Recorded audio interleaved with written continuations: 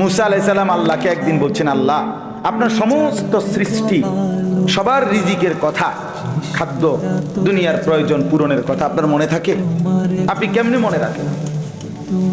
আপনি সকলের রিজিক কেমনে দেন?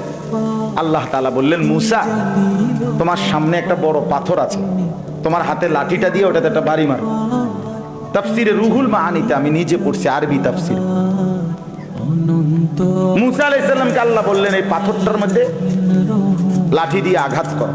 মুসা আলাইহিস সালাম আঘাত করলেন, লাঠির একটা পার্ট মানে একটা অংশ পাথরের ভাঙিয়া পড়েছে।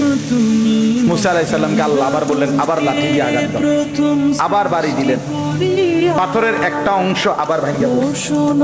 আল্লাহ বলেন, আবার মারো, আবার মারো। 4 বার মুসা নবী ওই বড় পাথরটার মধ্যে আঘাত করছে।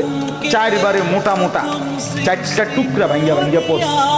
এই 4র্থ বারের পরে এই 4টা মোটা মোটা টুকরার ভেতর থেকে একটা ছোট্ট পোকা বের হইছে।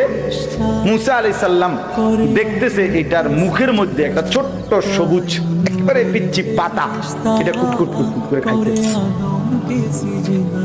আল্লাহ তাআলা বলছে, মুসা বুদ্ধুর কান লাগাইয়া শোনো ওই পোকাটা কি করে, তুমি বুঝবা, কর শোনো।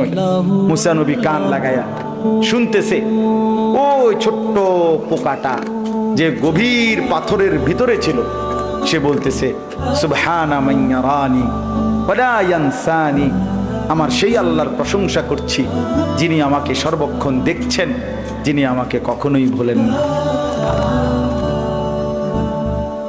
যিনি আমাকে কখনোই ভোলেন।